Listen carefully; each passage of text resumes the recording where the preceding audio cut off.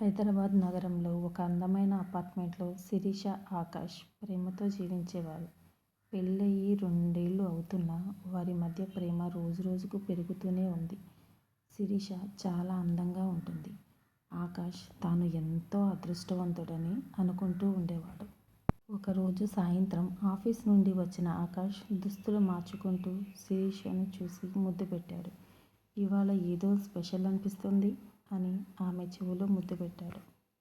అలా చెప్పగానే శిరీష సిగ్గుపడుతూ తన బంగారు రంగు చీరను సరిచేసుకుంది. ఆకాష్ తన చేతిని ఆమె నడుముపై వేసి, ఇంకా సిగ్గుపడతావా? మనిద్దరం ఒకటే కదా అంటూ ఆమె పెదవులపై ముద్దులు పెట్టసాగాడు. ఆ రాత్రి వారు ఒకరికొకరు తమ ప్రేమను పూర్తిగా తెలియచేసుకున్నారు. సాఫ్ట్ మ్యూజిక్ ప్లే అవుతూ ఒకరిపై ఒకరు ప్రేమను తెలియపరిచారు. ఆకాష్ తన చేతులను ఆమె నాజూకైన శరీరంపై అద్భుతంగా సృష్టించాడు. ఆమె ఊహించని విధంగా ప్రేమించసాగాడు.